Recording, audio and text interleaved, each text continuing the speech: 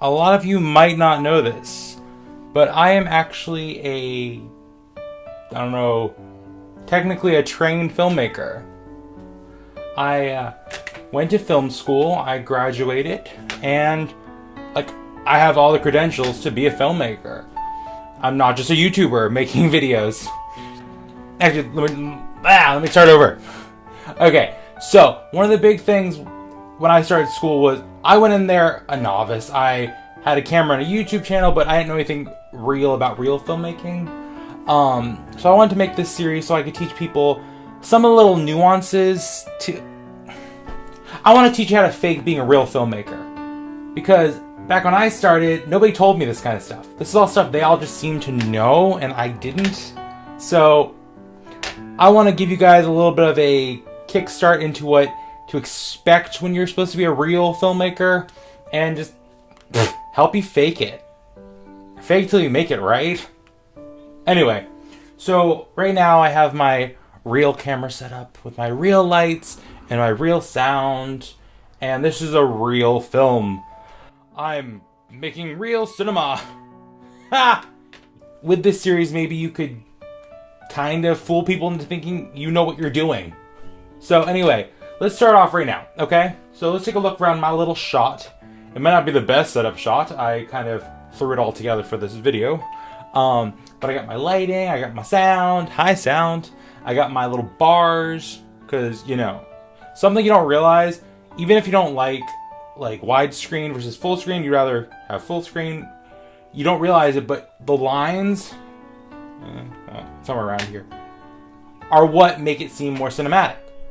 Good lighting makes it seem more cinematic. Great sound, more cinematic. So, let's break this down, okay? Let's say goodbye to the lines. No lines. The lines are now gone. It seems a little less professional now, doesn't it? Sure, it still works, but less professional. Next thing, let's get rid of the sound. My sound's okay right now, right? Bye! It's still watchable, but the sound's not as great, so that sucks.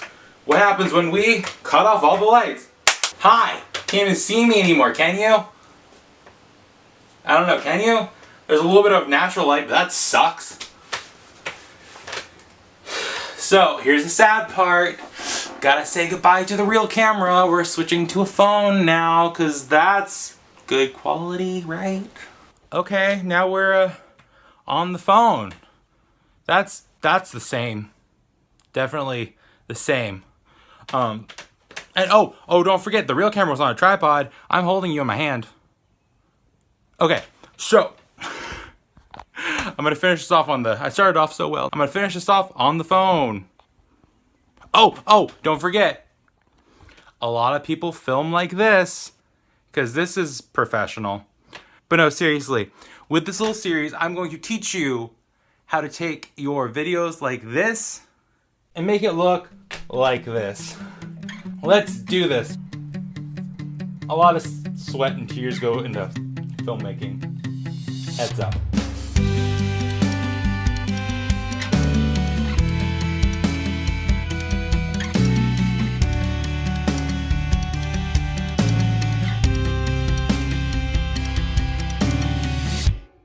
So, let's first discuss cameras. Okay, so a lot of people think that you have to have like a fancy DSLR, something brand name and great, which is not true. I started off on a Nikon Coolpix, like 117, I think. I don't know. But one of my teachers in school, her name was Saja. She was my producing teacher and kind of the coolest person I've ever met in real life. She told us never, if it's something you're not proud of, never tell people the whole thing. So if you're shooting on a Nikon Coolpix 117, just tell everybody, I'm shooting on a Nikon. It's whatever. So you don't have to have a nice camera. You can have whatever. Most people have phones that can shoot amazing quality anyway. So, you have a phone. I'm shooting this on a phone right now. But you know what's really annoying and doesn't look like a real movie? The fact that I'm holding it this way. Okay? So, what happens when we take the camera and we're smart enough to turn it this way? Wow, look at that. It already looks more like a movie. Isn't that great? Most movie screens and television screens are facing this way. Actually, all of them are, as far as I know. There's probably for the most part, they're all this way. Okay? So make sure when you start, if you want to be a real filmmaker, or at least fake being a real filmmaker, turn your phone from this way to this way. Wow. Now the next thing I want to talk about is look how shaky it is because I'm holding it. That's crazy. That's crazy. That's crazy. And now it's not. Whoa. What is this? It seems real, right? I seem a little more professional because of this. Okay, let me explain. Amazing thing called tripods. Well, let's take a look at my setup. So, here's a tripod I use. This one is my main one I use, my favorite. At the time I bought it, I want to say it was like $14. I recently price checked these. I think they're up to about $20 to $22 at Walmart, Target, most retailers. It's just a normal tripod with a normal mount for a regular camera. So, we're talking about using this with a phone though. Phones will not be attached to this. Okay, so you know those annoying selfie sticks that everyone has all of a sudden? Well, if you get a selfie stick, it comes with this little doodad that holds phones, which happen to have the connector to a tripod. So once it's all screwed in like this together, all of a sudden the tripod has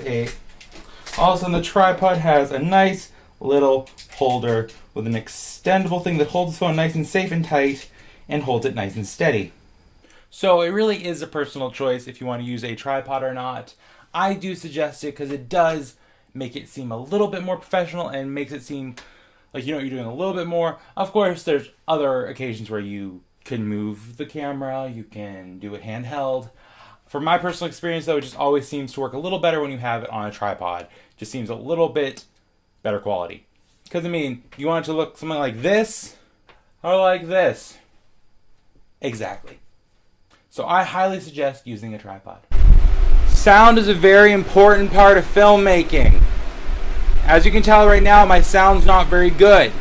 I have a fan running because gets very hot on set. But never can we ever compromise sound for our comfort.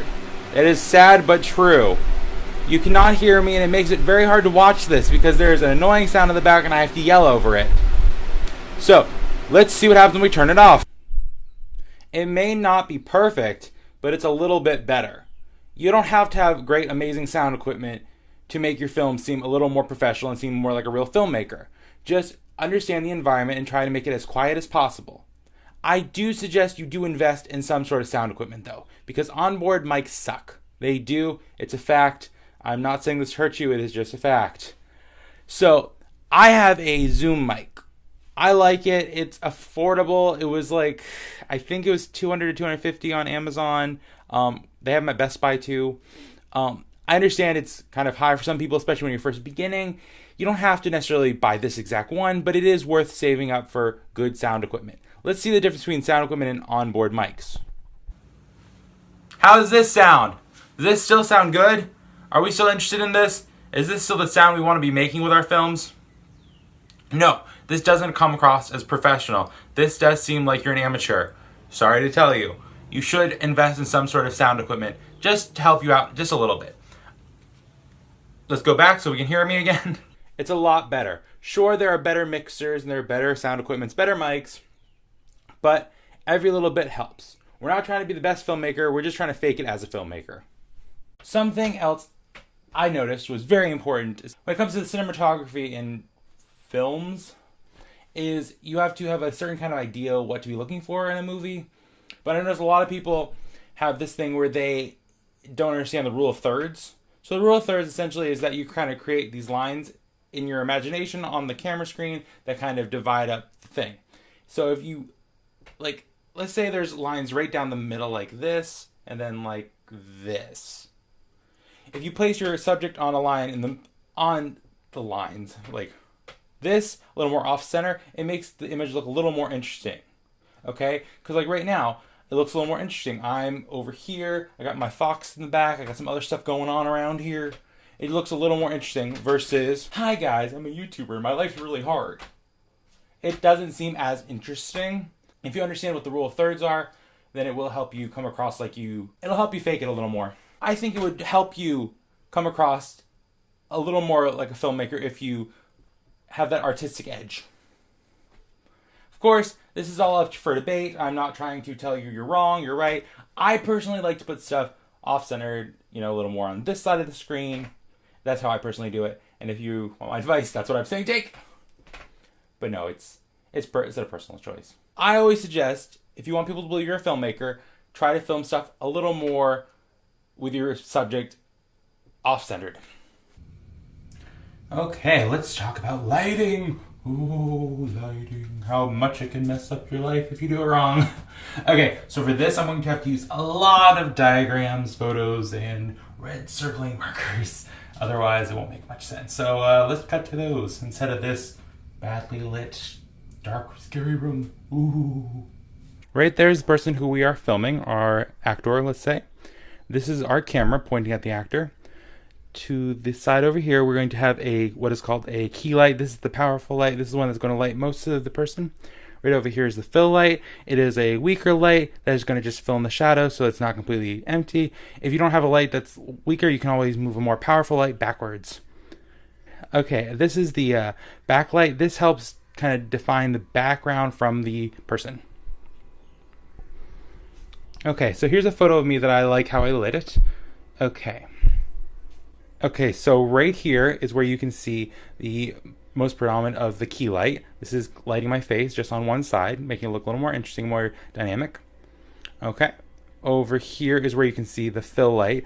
There's shadows, but you can still see some information. It's not all completely lost. And then right here behind it, there's kind of like an illuminating light, showing that I'm different from the background and giving a little more depth. So that is how you do the 3-point lighting setup. This is very important because 3-point lighting is by far one of the most used terms when it comes to lighting, and it'll probably help you really come across like you know what you're talking about when it comes to cinematography.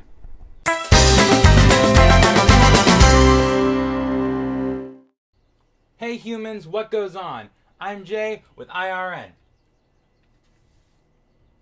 So, I like to think of myself as a writer. By that, I mean I went to school for it, I write constantly, and that's kind of what I want to do with my life. So I was talking to my best friend yesterday, and she was talking about a script she was writing. She has the idea, she has the story, she has the characters, but she's having a little trouble with the dialogue. Did she ask me for help? No. But what kind of friend would I be if I didn't just force my opinion onto her? So that's why I'm making this video. Here's my opinion on 5 ways that you can write better dialogue. First, you gotta define your voice compared to somebody else's. Who you are, not just like what it sounds like when you listen to it, like actually how you talk, how you pace it out. I personally talk very fast and I abbreviate stuff, so it comes through in my writing a lot that a lot of my stuff is quicker abbreviations, less pauses, more just constant slur of words. But that's okay because that's who I am personally. You might be different. You might have a slower voice, you might have a slower dialogue, you might not speed through it, you might really take your time with each word. Each word might be a lot better quality, lower quality. It really doesn't matter as long as you know what your voice is. You really just got to define what your voice sounds like personally. So just maybe write a letter, write a text, write a message just as you, and find out what you sound like and really analyze how the pacing is, how the word breaks are, and generally what kind of words you use. That way you really know who you are as a writer first, because that's really important. First of all, you got to figure out who you are before you figure out how to write other people's voices. Number 2, this one is easy, yet it is one of the hardest things to do. Actually listen to other people when they talk. Really hear how they speak. Really good to know that some people are going to abbreviate stuff, some people are going to have slang, some people are not. So it's really important to see the people around you. Get involved, have conversations, talk to people, find out what they're saying, how they're saying it. Do they take long breaks? Do they interrupt constantly? Do they wait? Are they the more passive one in the conversation, or are they more the aggressive one? For me personally, in my show Click, I have the character who is based off of me, who is more of a passive conversationalist, while I have another character who is a more powerful fashionista character who everything she does, she has to interrupt somebody else. So her way that her dialogue goes, she's always interrupting somebody. So you really need to find out what kind of characters you are writing, and you got to listen. How do people actually talk? Number 3, when you're writing dialogue, you can really get in your head about it. Like, oh, is this good? Is this bad? Is it worth reading? Will people like it? I don't know. Just write it down. Just put it on paper. It doesn't matter if they're just saying mumbo jumbos, numbers, colors. Just say something. You can always go back and fine tune it. Number 4, the rewrite is really where you start creating the voice and talking, where you actually have the dialogue becomes real. Second draft is where you really start to define the storyline and you start defining the voices.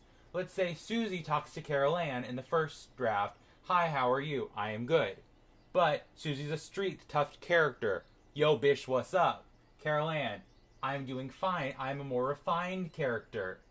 The second draft is really where you can start crafting it. So the first draft, you just get on the paper. Second draft is where you start making it happen. First draft is kind of the backbone. The second draft from then on out is where you start really making a story and really start putting yourself into it. The second draft is where you go through and you start looking at each word and go, is this going to lead to the next point or is this going to send them backwards? So really that is where you can find, like if it's a comedy, is this line moving the story forward or is this line a joke or is this line just here to be here? Because those lines that are here to be here are what make it slow and make it sound unrealistic and not interesting. I mean, you can have somebody say, oh, that could be a filler word. Or if they're saying, oh, because their heart is broken, that is a different story. Back in school, we were discussing Buffy the Vampire Slayer, one of my favorite shows of all time. And they were discussing how Joss Whedon actually ran his writing room, where they would literally go through and comb through syllables. So I think it was, I want to say it was Joss Whedon. I believe it was Joss Whedon. They'd comb through the syllables.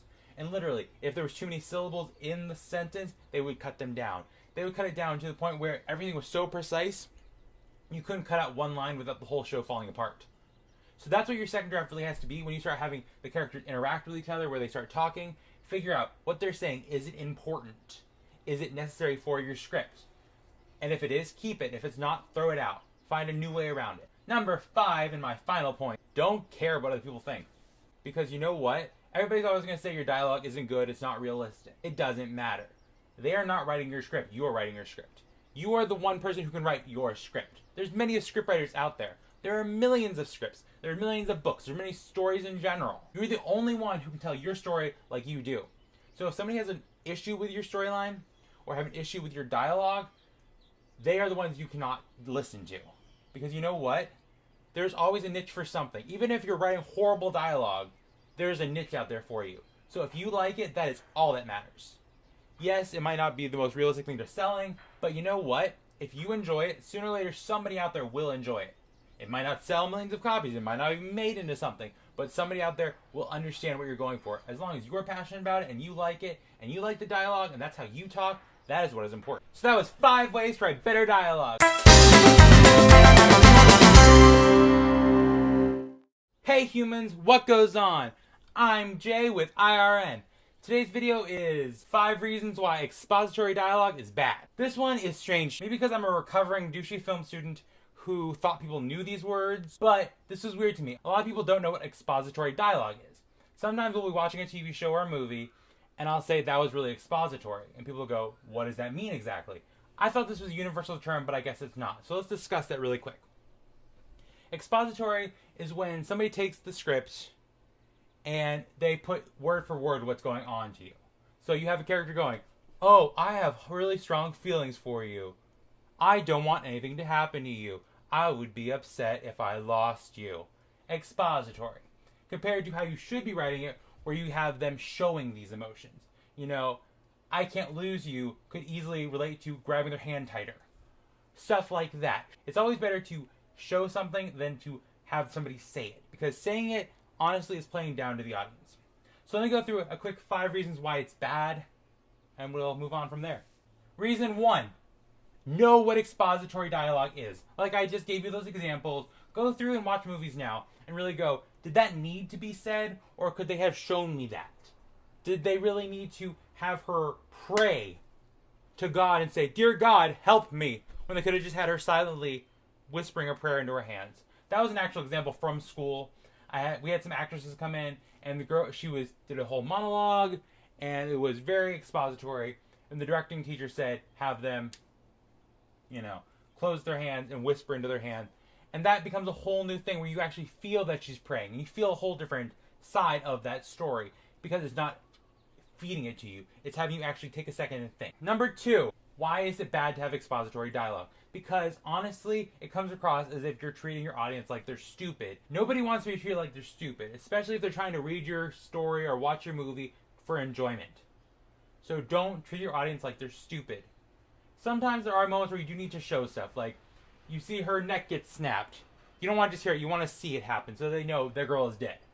You know, it's like in every soap opera ever, if you don't see the guy's body, then he's probably going to come back from the dead.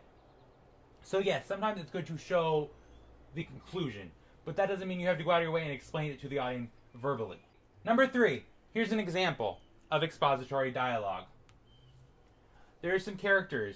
They just showed that the dirty cop is related to them, and so that these kids cannot be stopped. They are going to take free reign of the school. We see it because we just saw the dirty cop wink at the son and go, "I got you, kid, don't you worry." And then one of the friends has to look over with his expository dialogue and go, "You can't stop us, we're untouchable." That's so annoying. You took a really cool scene where you saw it play out and go, the dirty cop's actually going to look out for the bad guys. Okay. And you had to have one of the dumbass characters go, "You can't touch us, we're untouchable." We got that from what we saw. Number 4, when it's okay. Sometimes if you're being ironic or you're going to make it a comedy or a satire or a parody, it's okay to over-explain it. It's okay for them to say, "Don't go outside, you might get killed by the killer." Well, obviously, there's a guy in a hockey mask and you're wearing a bra, you're going to get murdered. But that's okay because it's a comedy or it's a satire where they're kind of playing on the over-expository dialogue portion of this. In those situations, it's okay to have expository dialogue because it's playing on the joke that they know they're being annoying. Number 5, it's kind of what I've said throughout the whole thing, but how to not do expository dialogue is to show it. If you want to show that these two characters are in love, you show them holding hands, you show them walking on a beach, you show them kissing, whatever. You want to show that they're estranged, you show them distance between, they're sitting at home, they're on the couch, but they're distant. You don't have to have them look over and say, "I feel distant from you," because people don't talk like that. People don't say the stuff that's true. It's better to show it. So at the end of the day, remember, it's more important to show it. And I'm not just saying, this isn't from just a director film point of view. Writing it down. Make sure you remember that as you write it, to have it more in the descriptions of what they're doing, not what they are saying. That way you tell a stronger story and have more impact in what's going on.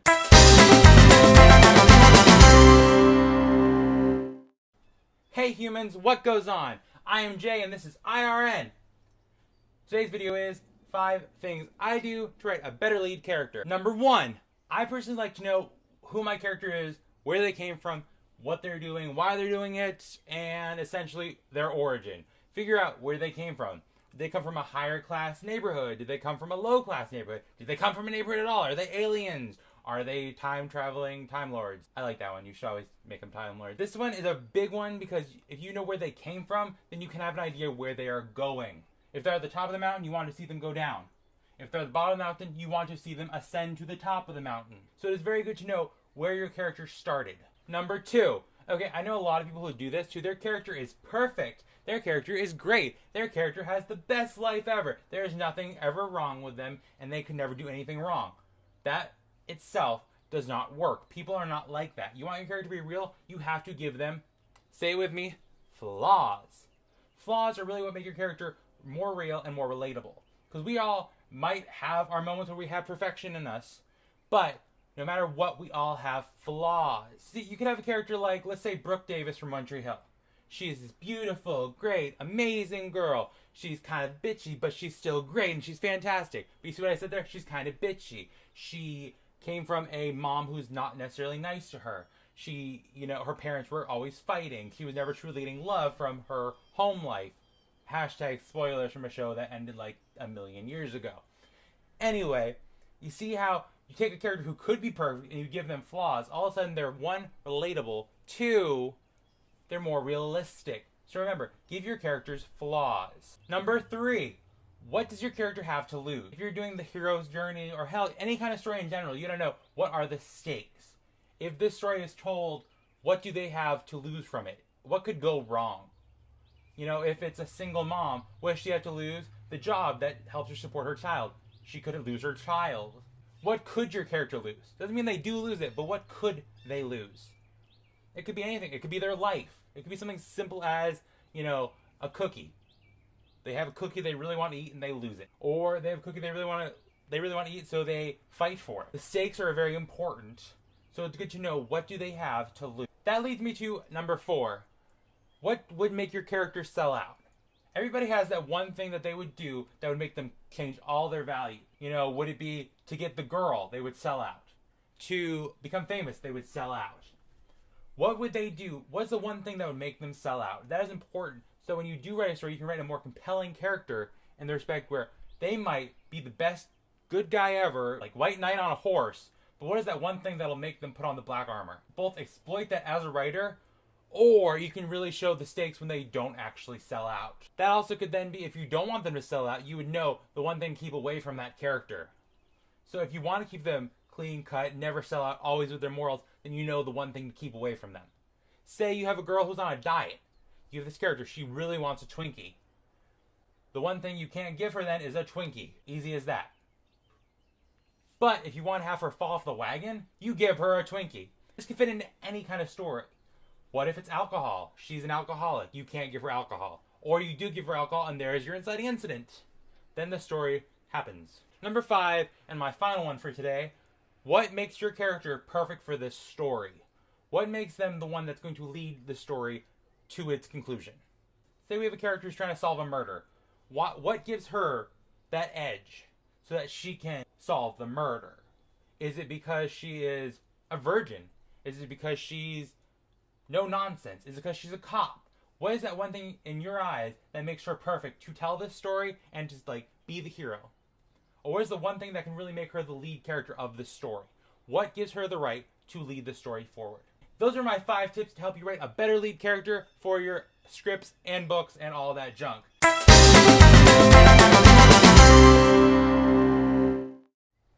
Hey humans, what goes on? I'm Jay with IRN.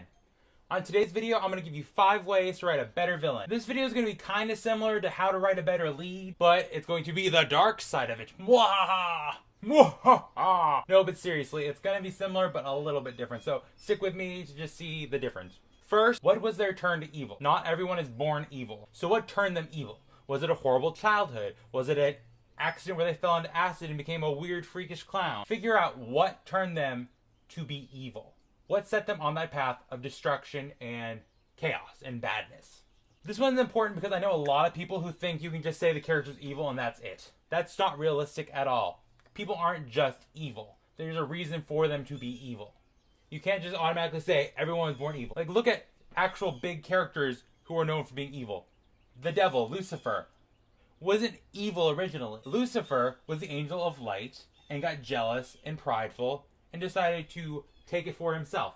His pride was his downfall. Now, that leads me into number 2. What exactly is the reason for their evilness? Is it something that you can relate to? It's good to make your character more relatable because you don't want to just have your villain as a flat, one-pan character. So the people who are either watching or reading can actually see themselves being pushed that far. Like Harlequin from the DC universe.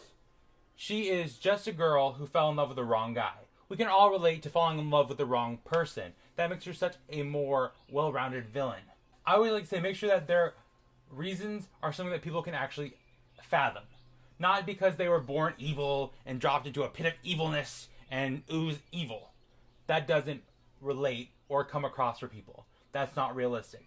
Give it a real reason. Maybe it was pride, jealousy, anger, fear. Fear is a good one. Fear and hate go so well together. It is also a perfect mix to make a good villain. Number 3 is, what do they have to lose? What does your villain have to lose? Is it all of their money? Is it their power? It doesn't have to be a good reason. It should be an awful reason. Maybe it's they don't want to lose, their pride. Like, they don't want to lose the one thing that turned them evil, which could be their pride or their prestige. I always say it's very good to know, what do they have to lose? Hell, do they have a kid that they're trying to take care of that they don't want people to know about? Are they doing all this to support something? Are they actually a good guy deep down, but they're doing the wrong things? So it's good to know what your villain has to lose. Same thing, if they have nothing to lose, it makes them much more scary. They have nothing holding them back. They could do anything and wouldn't care. Number 4, what would make them turn good? I said for the other ones, what would make them sell out? For this one, what would make your villain turn good? What would turn them from their horrible lifestyle into something better? Could it be money if they weren't homeless? Finally getting the proper medication. What would turn your character into a good guy? So you can know to keep that away from them or to give it to them depending on what your story is looking for. So, write this down with me, guys. What would turn your villain good? You don't even have to use it. It's just good for you as the writer to know. Number 5. What is the reason that makes your villain the villain of this story? Because let's face it, villains don't always have to actually be villains or bad guys. For it to be a villain of your story, it means they have to go against your hero or your lead. So what exactly makes them the actual villain of the story? Are they going to win or are they going to lose? Write that down, put it on paper, figure out what exactly makes them the one who's going to lose or fail in this story compared to your hero. Is your hero going to win? If so, how are they going to beat your villain? Or if your villain's going to win, how exactly are they going to win? How is the story going to end for your villain? That is good to know before you really start defining the character, so that way you can really put real nuances into this storyline.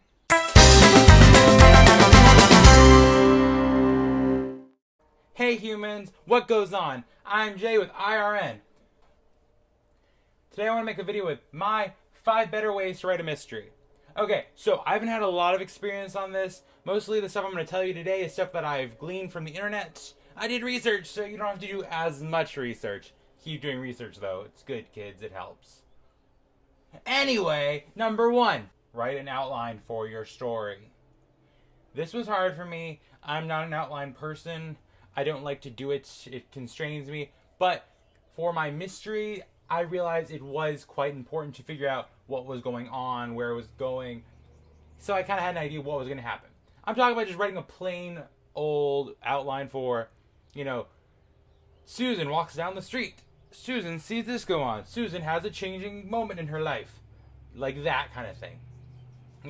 Figure out by the end who dies, who survives, who solves it, all that junk. So just take some time and write an outline. Number 2. This part's the one that sold me on the outline part. Write a second outline. Not an outline that people see, but an outline for you. An outline where you know who's going behind each other killing the person. An outline with all the clues. So essentially you'd have one storyline going like this where everybody sees it in front of everybody. La-di-da-di-da. Very nice, very nice. But at the same time you'd have another outline going right underneath it where all the stuff that people don't see. So, in Pretty Little Liars, when A is running behind them to throw stuff in boxes, to throw dolls of them in boxes or whatever. That second outline is where you see what A is doing and where A was, if that makes any sense. All the stuff that you wouldn't see, kind of like the underworking of the story. Like the second outline is where the magic really happens, where you really get the mystery going together. So you, as the writer, will know where the clues should be, where they're going to be, how they got there. So you're kind of writing the first outline as your hero trying to solve the mystery, while you write the second outline of your villain trying to do the mysterious things. Number 3. For me personally, I've always done this with all my scripts, not just mysteries, but it really does help with the mystery. I start from the end first, so I know where I'm going. That way, if you have something of meaning in the end, like, oh, she got this trophy that she'd been hoping for her whole life, you could put that in the end. As you go backwards, you can then start putting hints of wanting a trophy. The first time we see her, it could be she never got the trophy. So backtracking does help in that respect, where you can kind of set up the ending ahead of time so you know where you're going. Because otherwise you can go willy-nilly and it won't make any sense. Especially with a mystery where everything needs to add up, it's good to have the total sum at the end so that when you start writing, you can go backwards and take away those pieces so that people can find them along the way. Tune it. Number 4. Okay. This one is different, for me at least. I don't know if other people do this or if it's just me. I'm not sure. But I like to have my big twist at the end where you go, oh no, we solved the mystery. But then I like to have a second reveal. So you have, oh no, we pull off the mask and it's Mr. Jenkins. Those wily kids. But for me personally, I like to have it be that Mr. Jenkins was actually second twist. So right when you think your viewer understands it, right when they kind of solve it, where they figure out the main mystery, have a second underlying mystery that goes, oh my gosh, that was ridiculous. So they can go back through and reread your script or your book and actually see more details in it. So I personally like to have a twist. So, we find out who the killer is, but at the end we never truly knew that we were looking for this while we were trying to find the killer. So you can go back through and essentially re-enjoy the project, trying to solve the second mystery. And number 5, it seems pretty obvious, but I'm guilty of this ridiculously. Don't tell people the ending. If you're writing a script that's a big mystery and you want to sell it, or you're writing a book that you want to get published, do not tell people the ending. This is my biggest fault. I am a gossip. I am bad with keeping my own secrets, so I tell people how it ends, so that when people watch it or read it, they are not surprised. I've started getting better at it. I don't tell people. I still can't keep it from my mother for some reason. Number 5 for me is don't tell anyone your ending. That way you can really shock everyone you know. This one's kind of stupid. Honestly, I just needed a 5th reason for this video, but I feel like that's important to say. Don't tell people the end. Okay, thank you guys for watching. I appreciate it. Please remember to rate, comment, and subscribe. And remember, today is not yesterday. Hey humans, what goes on? I'm Jay with IRN. So today's video is 5 reasons you need to know your audience. This doesn't just have to be about scripts or books or whatever. This could be anything. Could be YouTube, this could be videos, this could be movies, this could be music. It's really good to know who you are making this for. So number 1, find out who your audience is. It's good to know who they are, what they do, what is their interest, how old are they? Are they going to be home between the hours of 2 and 4 or 4 and 6?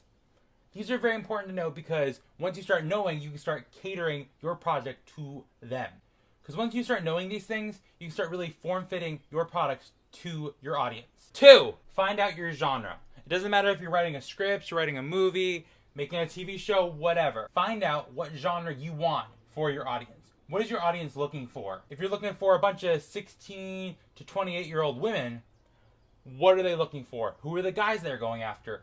What kind of genre do they want? Do they want romance? Do they want horror? Do they want, reality alligator people shows? Find out what genre the audience you're looking for wants. Go out and actually study the genres that they are looking. Number 3, read about the genre. This one's for script and writing, but it could also relate to all the other ones.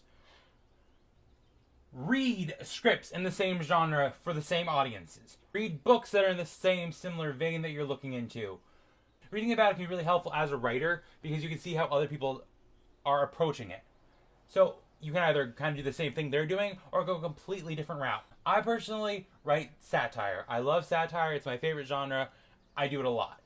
My first script I ever got when I was in school, ran down to the library, took the Desperate Housewives pilot, photocopied it, still have it this day somewhere.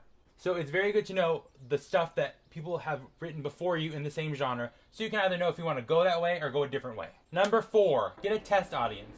I know not a lot of people have the money or the ways to possibly get a bunch of test audiences together, but go, if you're writing a script for 12-year-old girls, talk to your cousins who are 12. If you're trying to write a story for old people about the war, go talk to old people who care about the war. Have them read your script, read your book, and give you their honest opinion if it relates to them as an audience. That is very important so you know that it's getting the point across to the people you want to actually be involved in this project. Because if you're writing a story for young boys going through adolescence, you shouldn't give it to old women going through menopause. That makes no sense. Give it to people who are actually going to be the genre. I know I have some of my friends who watch my show Squad Goals, they don't get it. Because it's not written for them. It's written for white girls like me. I know that when they don't like my script, that doesn't mean as much as compared to when the girls who are the actual audience like it. Which leads me to number 5. It doesn't matter what an audience says, because no matter what, everybody's always going to have a problem or an opinion about your script or your book or whatever. As long as you like it. Number 5, do you like your product? Because if you don't like it, no other audiences are going to like it. You are the one who did it. It is your baby. You have to like it first of all. So if you don't like your script or your movie, nobody's going to like it. Because you know what? You're the writer. If you don't like it, why should anybody else? My big thing is always make sure that the script is at least relatable to you, the writer. Because worst comes to worst, at least you'll like it. Okay, so when I went to film school, one of the most important lessons I learned was that it's okay to have a favorite movie, it's okay to like things, but the most important thing when you're in film school, you do have to have a film school favorite movie.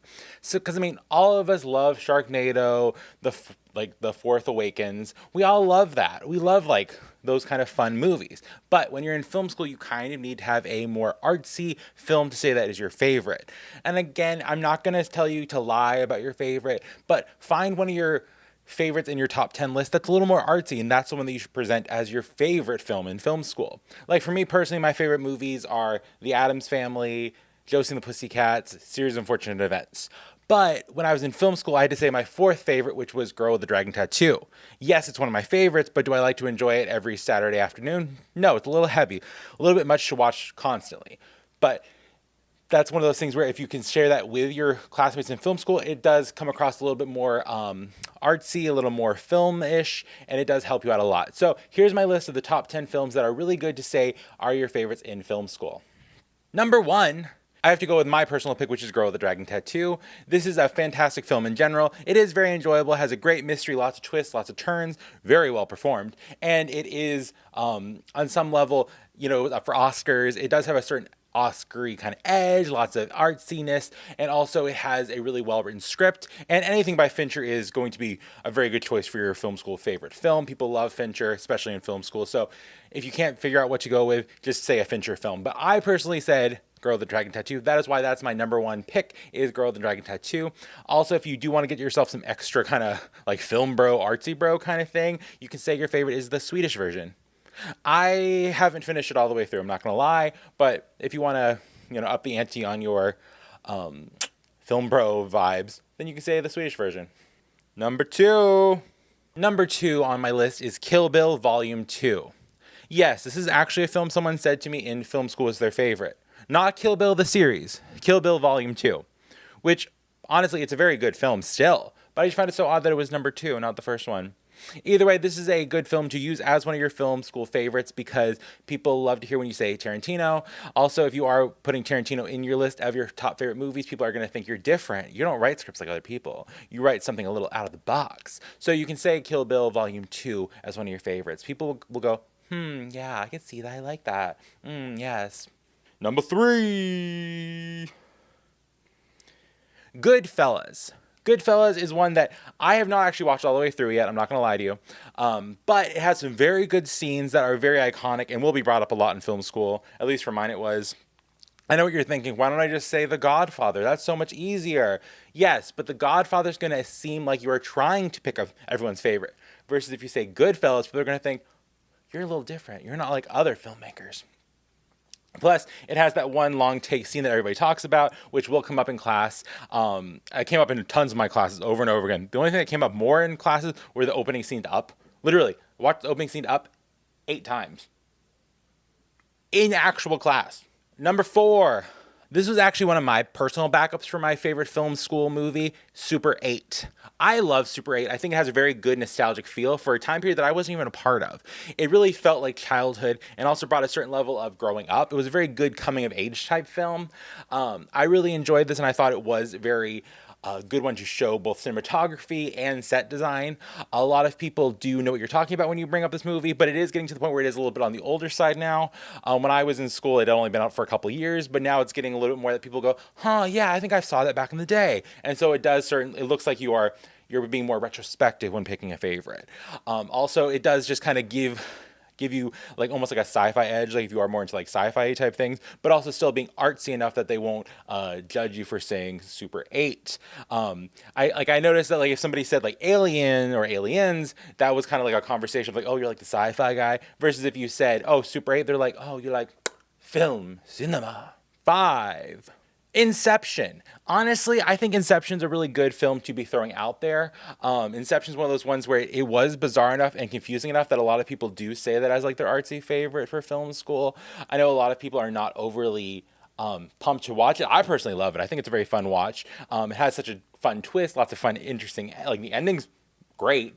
And also if you do want to get yourself some extra art bro-y kind of like filmmaker-y credit, you can be like, I understood the ending. And people will go, yeah, me too, me too. And it opens like up a conversation about like script writing and things like that. Also, the cinematography is wild and like the special effects are wild. So that is a good choice. So if you want to show people that you're interested in things that aren't like other movies, you want something a little bit out of the box, but you're okay with CGI and you're okay with kind of like practical effects and moving sets and sceneries to get across the script, that's a good film for you to say is your favorite. So Inception's a pretty good one to bring up. Number 6. The Descendants. I think The Descendants is a good film, especially if you want to do like a drama slash comedy as one of your favorites. I think it's a very, very enjoyable movie. Honestly, out of all the films on this list, I do think it is a very fun ride to watch. It's different and it's not really what you'd expect.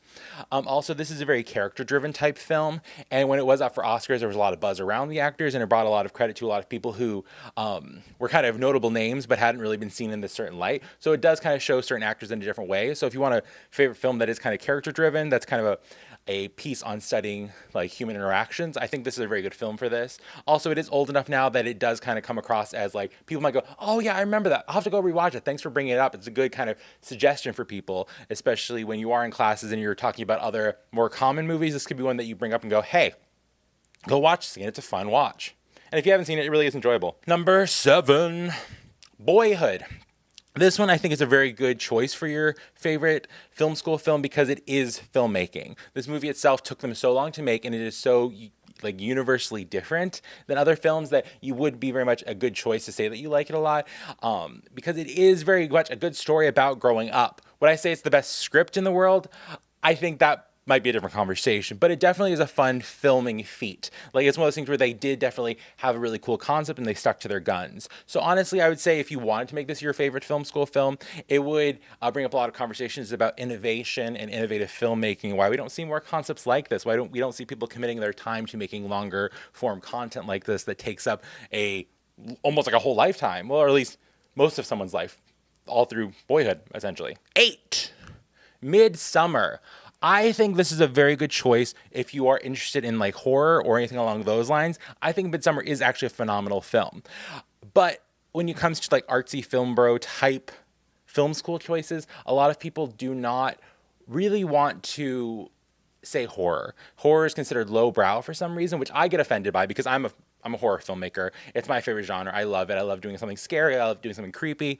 But if you do want your favorite to be some sort of horror, I think Midsummer you could get away with because it is something that shows different types of cinematography, just different types of lighting, and overall it has like a very different vibe than most horror movies. I know some people don't even consider it horror versus some people who really consider it horror. I personally just love it. I think it's just a phenomenal film and looks great. So this would be a really good choice for you to say like, hey, I like Midsummer, and then you could start conversations and that could lead into different topics, especially about the director and things like that, and performance-based type horror. Number 9, Room. Not The Room, Room. This is the one with Brie Larson. It's the one she actually won her Oscar for. It's a phenomenal film. Very well done, very much character-based, very much like a capsule type film. I think this is a good choice because it is very much about actual performances, and it is almost kind of it's enough mainstream so people will know what you're talking about, but also on some level it is kind of indie because it wasn't everybody's cup of tea. It's very heavy, very dark, but in a very like almost like lighthearted way. It's kind of hard to explain if you haven't seen it, so definitely check it out if you haven't seen it. But it could be a good choice because it has recognizable names, especially if anyone brings up like Captain Marvel or the Marvels. You can be like, oh, I like Brie Larson from Before the Room or Before Room. And people can be like, talk about it, which honestly, I think that movie deserves more conversation. She's now being known as like Captain Marvel, but in reality, she's an Oscar award winner for a phenomenal performance. Like, I personally liked her from United States of Terra. Great show. Don't get me started. You guys want me to do a top 10 list of like best artsy shows you should say are your favorite in film school? Because United States of Terra, chef's kiss. Number 10, Gone Girl. This honestly is just a great film in general, and I don't want to put David Fincher on here too many times, but honestly, this film is such a well-written story, well-written script, overall so well performed, so much depth in each character, and it looks phenomenal. It also gives you a lot of insight for like romantic drama, romantic mystery, thriller, everything you'd want from a film you can really get from this. Also, I do think it was one of those movies that people do talk about a lot. So like if this is one of your favorites, this could open your door for a lot of conversations about film and also be more of a choice as far as expanding like both cinematography and like art and like as far as you get with character driven scripts and things like that. So this could be a very good film to use as one of your favorites. Plus, honestly, it's very enjoyable and it's honestly, you can rewatch it a million times and see so many details. Like I loved it so much that I read the book, and it's like, oh, such a fantastic story. So much depth to each of the characters. Anyway, that's my top 10 list of your favorite films for film school. I think this is a kind of fun list. Obviously, this video is somewhat tongue-in-cheek, a little bit of a joke, but honestly, these are real things that I had to go through in film school. There were a lot of people who were very, very much wanting to present a certain level of, like, they had a certain air they wanted to put on when they were in film school. I personally, again, I was not afraid to just go right out and say my favorite movies were, like, Josie and the Pussycats and stuff like that. But I know a lot of people I went to school with really needed some help maneuvering around what they should say for their favorite films. So honestly, I hope this can help you a little bit. But honestly, be true to yourself. Like what you like, be who you are. And again, this is somewhat of a joke, but I do think these are actually really good films that you should check out for sure. They could help you out a lot in film school because they probably will come up at some point. Ever since I was a little kid, I knew I wanted to make movies. I didn't know exactly what that would entail or exactly what that would mean, but I knew I wanted it. So when I was at the age to start looking at colleges, I found the first pop-up ad for a film school and I ran with it and I didn't look back. Looking back on it now, I probably should have done a little more research, but either way, I picked a school and I went for it. I got accepted, moved cross-country, and then I started going to film school. There's a lot of stuff I probably should have looked into or known about before I went that I didn't do or know about yet. Either way, I want to help you so you don't make the same mistakes I did. These are the top 10 things you need to know before going to film school. 1. The very first thing was something that was said a million times my first day, and it was the term DP. This was thrown out a lot. Who's your DP? Do you have a DP? Do you want to be a DP? DP, DP, DP. And I was like, I don't know what that means. I personally have no shame or embarrassment in my life. I don't understand the concept of embarrassment or shame. So I stood up and I said, what's a DP? Everybody looked at me like, how do you not know what a DP is? Oh, DP. I was like, I'm 18. I'm a kid. I didn't know anything about terms. I thought I was going to school to learn these terms. No, this was a term that I was expected to know already. DP is an abbreviation for director of photography. Makes sense? Easy enough to figure out, I guess, but I just didn't know. So when you go in, when they start saying DP, that means director of photography. Or in other terms, that would be like a cinematographer. This is very important connections to start knowing about because realistically, that is going to be one of your closest partners and allies when it comes to filmmaking. If you are going for directing, you will definitely want to find a good DP to work with. Or if you are trying to go down the route of being a cinematographer, it might be good to know that they will start calling you DP because that is the most common abbreviation that I noticed was being used in film school. 2. The next one, do not, I repeat, do not admit to never having seen The Godfather. I guess the helpful hint would be to tell you to go watch The Godfather before going to film school, but I think that might be slightly hypocritical because to this day I still haven't seen The Godfather. Honestly, I'm too busy rewatching Friends for the millionth time. I don't have time to watch The Godfather. But seriously, this is a very important one. Do not admit to never seeing The Godfather. This was something that I made the foolish mistake of admitting to in my filmmaking class. I was met with awe. People audibly gasped when I said I had never seen The Godfather, nor do I really have an urge to watch it. Seems very long. It's probably great. I just haven't got around to it. And they all lost their minds. They're like, how do you call yourself a filmmaker if you've never watched The Godfather? My response was, have you ever watched Repo the Genetic Opera? And they all looked at me and said, what are you talking about? And I said, we're not the same. I'm into horror. Ugh. Anyway, so my helpful hint for number 2 is do not admit to have never seen The Godfather. Or I guess you could watch The Godfather. I don't know. I can't tell you what to do. I'm not going to watch it probably. Maybe one day. 3. In the same vein of talking about movies that you've seen and haven't seen, it is very important to have a favorite film school movie. It's okay to have interests. It's okay to have movies that you enjoy for fun. Like, we all love something that just makes you feel good and it's just fun to watch. This doesn't mean you should admit to your favorite movie being Sharknado in film school. I love Sharknado. I think it's peak cinema, but doesn't mean you should say that. You need to pick a movie that's a little bit more artsy, something that might be a little bit more profound to say is your favorite movie. Like, me personally, my favorite movies are The Addams Family, Josie and the Pussycats, and Sucker Punch. But in film school, my favorite movie is The Girl with the Dragon Tattoo. I do love that movie. Doesn't mean I want to watch it every weekend. It's a little heavy sometimes. I love it. Great quality, but it's a little heavy. But the difference is that it's considered a more artsy film, more cinema. So honestly, saying to people in film school when they say, "What's your favorite movie?" I say Girl with the Dragon Tattoo, because it is more of a conversation starter. It does open up the book for a little bit more of a conversation. If you don't have any weird kind of artsy type movies like that, I'd say just say anything with directed by Fincher. Then normally it's pretty solid. People are gonna go, "Oh yeah, yeah, yeah, I love them." Yeah, it'll help you out a lot. Also, just any of his work is pretty good, so just check out David Fincher's work. It will definitely help you get along better in film school. Number 4, I would say something that I thought I knew was directors. I thought I knew filmmakers' names. In reality, I got there and I knew Tim Burton and Steven Spielberg. I should have done some research. So honestly, look up some big, profound directors. So it'll just help you to kind of get your learning started early. Good ones to look into, like I said, are David Fincher. A lot of people talk about Nolan. I've noticed my film school was obsessed with Tarantino. Like literally, anytime you did anything that was slightly different, they're like, "You're the next Tarantino." And I said, "I've seen Kill Bill.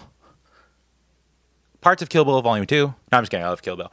But look into other directors that you might not necessarily have watched before. Definitely do a little bit of research. It'll help you out tremendously on making better connections and being able to relate to your classmates, because they're all going to know all these crazy directors' names that you might not have looked into yet. So do a little research ahead of time. I would definitely say it helps out a bunch. 5. Starting film school, you're most likely not going to have a lot of equipment or a kit. Despite not having a kit, you might have some sort of equipment. You might shoot something on like your camera you've had forever, or just something that isn't particularly the best quality of equipment. If you are starting with the best quality of equipment, I really can't help you here. You can skip this segment and go to part 6. But if you are like I was, and if you were starting off with kind of less well-known equipment, here's a very helpful hint that I was actually taught in one of my classes. This was actually told to me directly by one of my teachers. If you are, let's say you're shooting on a Nikon Coolpix like I was. Great camera, my first one, I still have it, I still use it sometimes. But instead of saying, "Oh, I shoot on a Coolpix," say you shoot on a Nikon. That'll just make it sound more professional and help people to take you a little bit more seriously. Just always say the brand name first. Say, "Oh, I use a Nikon, I use a Canon, I use a Sony." You don't have to go into detail unless they ask. When they do ask, directly tell them the truth. Don't lie, never lie. It's okay to just say the brand name. That does come across a little more professional and seem a little bit more like you know what you're talking about. That was a little helpful hint, because I was telling people, "I shoot on a Coolpix," and they're like the little camera you bring to parties. And I said, "No, it's different." Number 6. If you can get a hold of any kind of video editing software before you start film school, this will help you out tremendously. I was lucky enough to grow up on Windows Movie Maker. This taught me at least the fundamentals. I know it sounds crazy and a little silly, but it actually did help out a lot, especially when I noticed other people who had never touched editing software before in their life. It took them a lot longer in class. They had used a lot more class time up on learning things like from the ground up, versus where I could kind of excel a little bit more on editing because I'd already had a bit of a ground foundation. So definitely, if you can get a hold of any kind of editing software, even if it is something as simple as like something that's already installed in your phone or your computer, this will help you start having an understanding of the terms of editing and get you a kind of acquainted with what you're going to have to do. It'll just help you out in the long term. So definitely try to get a hold of some sort of video editing software. This is where you will start to see yourself be able to kind of grow faster and move up the ranks when it comes to your class and whatnot. 7. When it comes to a cinematography class or anything along the lines with cinematography, I would suggest get yourself a DSLR camera. They are a little pricey sometimes, but if you can get a hold of any kind of camera that would give you the basis of a DSLR, that would really help out. I was not able to do this, so when I went into cinematography class, I had no idea what was going on. To this day, I don't really know what an f-stop is. I just know it has a little thing that you have to do, and it does the thing to make it look good. I had to learn a lot of that through trial and error after school, and I wish, honestly, I would have had that during my actual school process, because then I could have been more hands-on. I understand not all of us can afford to buy DSLR cameras, or you're already spending a lot to go to school, so you can't afford to buy an extra camera or whatnot. So if you can't get a hold of one, definitely see if you can get some schedule some extra time, possibly with like the class camera or with one of the school's equipment, so you can see it more hands-on. Okay, so we got our camera positioned the right way. Nice. We got our lights. We got our sound. Okay, what's left? The bars. Okay, so these little bars are just something I whipped up in Photoshop Well, a knockoff of Photoshop because I can't afford Photoshop. Anyway, I'll teach you how to do that in another video. So, my last piece of advice to give you today is if you're ever around a bunch of filmmakers and someone says, who here hasn't seen The Godfather? Don't raise your hand. Believe me, I did that once. It was a mistake. It haunts me forever. I guess I could have just seen the movie, but I'm Italian. I've seen enough Italians. I don't need to watch them in movies. Anyway, thank you guys for watching. Please stay tuned. We're going to make more videos teaching you how to fake being a filmmaker. Let's fake it till we make it. Have a good day, you guys. Thanks for watching. Remember, today is not like yesterday. Bye!